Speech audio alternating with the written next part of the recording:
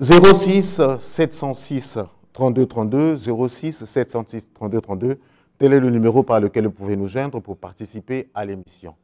Nous recevons ce matin l'apôtre Richard Fila Saint-Eudes. Il est le pasteur de l'église Mission évangélique L'œuvre de Dieu. Il revient ce dimanche, je dis revient parce que nous continuons sur le même thème, l'onction christologique et sa fonction trilogique.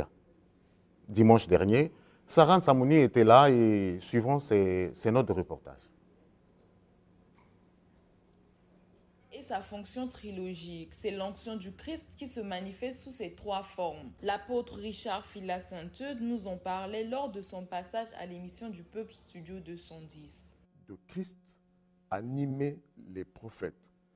Mais c'est parti de la dispensation de la loi à la dispensation de la grâce. La dispensation de la loi, c'était pour des raisons pédagogiques. Dieu voulait préparer, former son peuple à entrer dans la véritable alliance en Jésus-Christ. Donc, à partir de Jésus-Christ, Dieu ouvre une nouvelle alliance où il a donné une feuille de route. Ça ne passe que par Jésus et il en est le premier, le dernier. En effet, l'onction christologique et sa fonction trilogique a une grande importance pour l'œuvre d'un chrétien face à la société. Au début, vous gagnez juste les âmes, vous faites des disciples, mais après, cette responsabilité sociétale, même de l'Église, peut faire que votre onction augmente et vous donne des impératifs au niveau social, au niveau politique. Vous commencez à vous engager dans des prières importantes pour les autorités, pour la nation.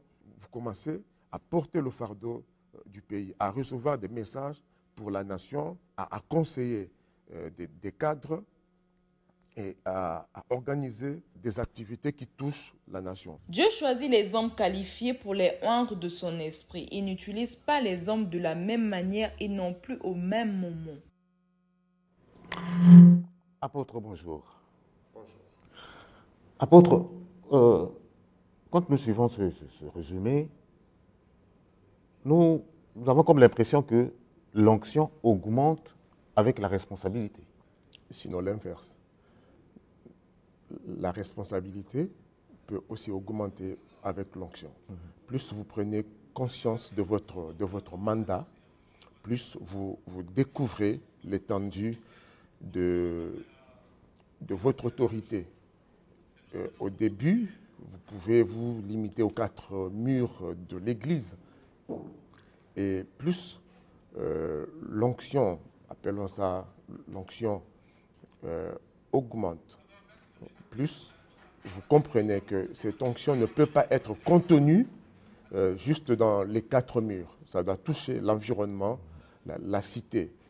Donc plus vous montez en architecture, on appelle ça la loi de la substantation. Donc il faut que la base de substantation soit élargie pour construire en hauteur. Donc il faut de la largeur et de la hauteur, ou de la largeur avant même la hauteur. Donc plus vous montez, plus vous devrez vous élargir. Donc plus la maturité, vous montez en maturité, plus vous devrez étendre votre domaine d'application et de la connaissance et de l'exercice de l'onction. Ça veut dire, au-delà des 4 murs, un homme de Dieu, l'Église, devrait accepter la fonction trilogique de l'onction. Je parlais de la trilogie comme une sagesse universelle que Dieu a donnée aux hommes de placer certaines vérités de façon triangulaire, en 3. Donc on parle de la triade triptyque et tout ça. Dieu a placé certaines vérités, certaines logiques en 3. Okay? C'est comme ça. On a 3 corps, okay? On a 3 corps, il y a certaines devises, unité, travail, progrès, pourquoi ça tourne autour de 3. Okay? Je peux mettre entre. Donc dans cette trilogie, nous avons 3 domaines d'application ou d'engagement d'un chrétien ou de toute personne, d'un citoyen. Nous avons parlé du pays, en tant que l'étendue, la géographie de la nation. Limité dans l'espace, oui. Voilà, limité dans l'espace. Oui. On a parlé de la nation en tant que identité, la consanguinité, l'identité populaire d'un peuple, cette fierté d'être congolais, etc. Tout le monde doit l'avoir. Donc on est identifié en tant que peuple. Cette dimension patriotique nationale concerne aussi le chrétien, l'Église et l'homme de Dieu. D'où j'ai parlé du fardeau de prier pour le pays, les autorités. Lorsqu'on grandit, Apôtre, on commence à toucher. Je voulais comprendre une chose. Donc, pour aimer son pays, on n'a pas besoin d'être oint ou encore de l'action du Saint-Esprit. Non, on n'a pas besoin. Mais on a l'avantage. On est encore plus responsable lorsque on est oint, lorsqu'on est consacré, lorsqu'on a Dieu, lorsqu'on croit, on découvre que Dieu a un plan pour chaque nation. Et il choisit des oints pour y être utile. Donc ça concerne les chrétiens, les oints de Dieu, de découvrir cette onction, ce domaine d'application de l'onction. Ce n'est pas seulement pour chasser les démons, guérir les malades, l'onction étant une capacité surnaturelle de la sagesse d'en haut.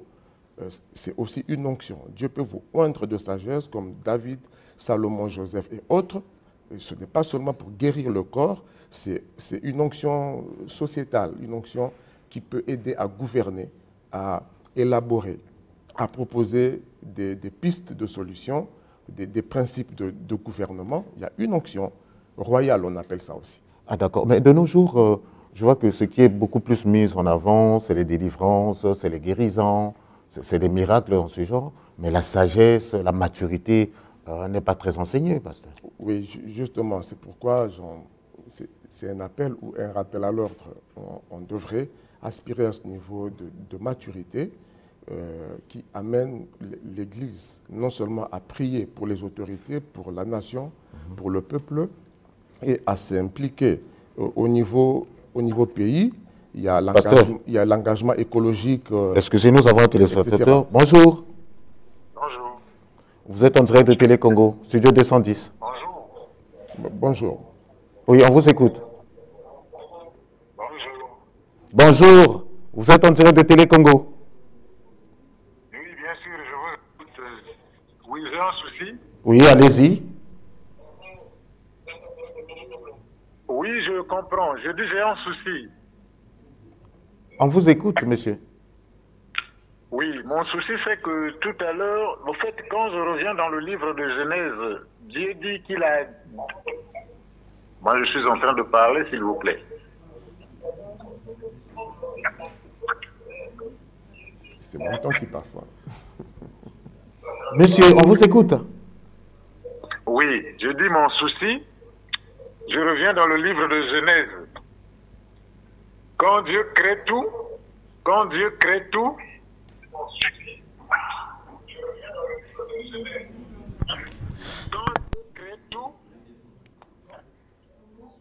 il a béni tout. Oui. Il a béni tout. Maintenant, l'intelligence, c'est le don que Dieu a donné à tout le monde.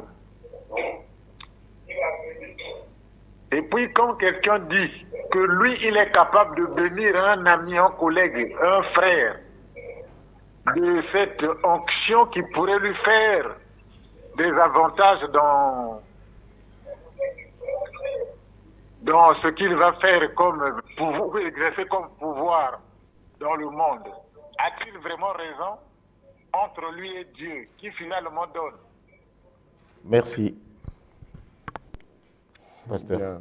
Bien, on a découvert en Daniel ce que le roi et les sages de cette époque ont défini par un esprit supérieur. Okay? Donc c'est une qualification particulière et spéciale qui se distingue du commun à ce que Dieu a donné au commun des mortels. Dieu est souverain, il fait grâce à qui il veut. Il a distingué certaines choses, certaines personnes par une onction, une qualification particulière en fonction ou à cause de la mission qu'il donne à certains hommes. Donc, que chacun marche selon la part qu'il a reçue, selon la grâce qui lui a été faite. Donc, il y a ce que Dieu donne à tous les humains pour vivre. Okay? Mais tout le monde n'a pas la même mission. Même ceux qui ont l'onction ne l'ont pas dans la même mesure. Même ceux qui sont dans l'Église qui exercent. Quand nous voyons tous les oints de Dieu. Oint, justement, ça veut dire, Christ, ça veut dire oint. Lorsqu'on est oint, c'est par rapport à une certaine mission. Quand Jésus recite ce qu'il a dit dans Ésaïe lui-même, dit « L'Esprit du Seigneur est sur moi, car l'Éternel m'a oint pour ». Donc, il y a la fonction de l'onction. Lorsqu'on est oint, c'est pour une mission particulière. Tout le monde a une portion de l'Esprit de Dieu, l'intelligence humaine. Mais l'onction, c'est une capacité surnaturelle. Donc, accepter que nous n'ayons pas forcément la même mission, parce qu'on n'a pas le même niveau de consécration, on n'a pas répondu à l'appel de Dieu de la même manière. Vous autres, Dieu vous a épargné ce qu'il nous a demandé. Nous avons tout quitté, nous sommes sacrifiés, on a livré nos vies, et c'est pour utiliser cette onction à sa juste valeur. Donc, on n'est pas pareil. Ce que Dieu m'a demandé à moi par rapport à ma mission, il vous l'aura épargné, moi. Apôtre, dimanche dernier, vous disiez également que l'onction christologique renvoyait à la connaissance, à l'étude, à la science qui est liée à Jésus-Christ. Alors, dites-nous, apôtre, pour avoir la connaissance, faut-il intégrer une école théologique? Non, il y a la révélation. L'école théologique nous permet d'avoir plus d'informations et de structurer même la révélation que nous pouvons avoir. Et à exercer aussi l'humilité d'écouter Dieu par les autres, ceux qui ont connu avant. Dieu passe toujours par les hommes. Même lorsqu'il a rencontré l'apôtre Paul, Jésus lui est apparu, mais il l'a amené vers les plus anciens, vers les autres, voilà, pour réajuster, pour confronter la révélation à la connaissance scripturaire. De sorte que lui-même, il a dit, selon les Écritures. Christ m'est apparu. Donc, Jésus lui-même, quand il vous apparaît, par une révélation verticale directement, mais il vous soumettra à la révélation horizontale. Ça passera toujours par quelqu'un. Ça doit être éprouvé par ce qui est écrit et par la connaissance que disposent les autres. Donc, pour cet équilibre, Pasteur, un autre faut apprendre. Bonjour. Oui, allô, bonjour. Vous êtes en direct de Télé Congo. Oui, bon, d'abord, je vous suis. Bonjour à Monsieur Saint-Eude. Merci. Bonjour, mon frère. Oui, bon, j'allais me poser deux questions. Je suis en train de lui parler. D'abord, il parle à un français très dur. Il faut qu'il sache que tout le monde n'a pas son niveau de compliquer les mots. Bon, ça c'est la première remarque. Merci. Et maintenant, je devrais demander, est-ce qu'au commencement, quand Dieu avait créé deux personnes, est-ce que les deux personnes, on leur avait donné, je ne sais pas si dans la Bible est écrit, est-ce qu'on avait donné la sagesse à l'un et à l'autre, on n'avait pas donné la sagesse? Ma deuxième question, que signifie réellement le mot sagesse et que signifie le mot onction? D'accord. Merci beaucoup, monsieur. À vous. Bien.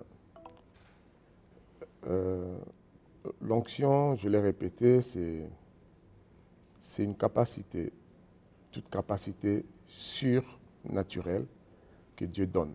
La sagesse, on découvre cela dans l'épisode, par exemple, de Salomon qui a demandé la sagesse pour gouverner.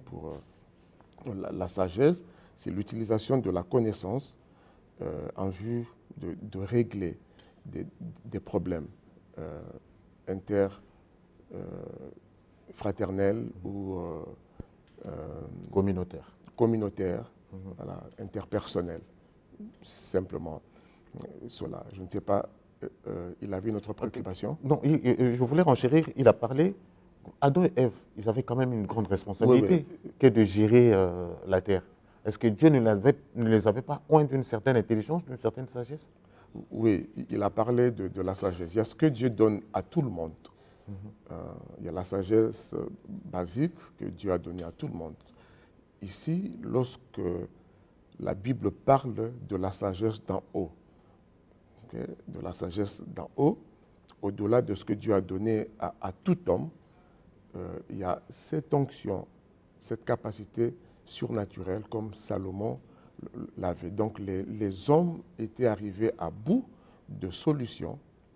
Ils ont recouru, ils peuvent recourir à la sagesse de Dieu comme il en a donné à Joseph. Alors cette sagesse s'étend dans le domaine social, comme j'avais dit, sociétal.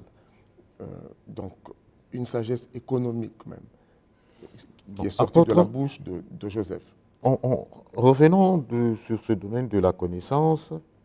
Nous avons lu dans le livre de Jean, chapitre 17, le verset 3, je vais lire. « Or, la vie éternelle, c'est qu'ils te connaissent, toi, le seul vrai Dieu, et celui que tu as envoyé, Jésus-Christ. » La vie éternelle, c'est qu'ils te connaissent. La connaissance de Dieu est assujettie à quoi? Quelles sont les conséquences de la connaissance? Et c'est la vie éternelle. Parce que là, nous parlons de la connaissance, induit l'onction, induit le Saint-Esprit, mais là, on parle maintenant de la vie éternelle. Quelle corrélation il y a entre onction, Saint-Esprit et vie éternelle?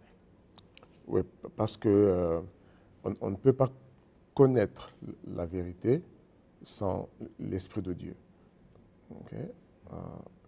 L'application de l'Esprit de Dieu, l'action, l'intervention de l'Esprit de Dieu, c'est ça l'onction, ça passe par l'onction. Lorsque l'Esprit de Dieu se manifeste, il se manifeste par l'onction. Il qualifie quelqu'un de sagesse, d'intelligence, de pouvoir de guérison et autres, des miracles.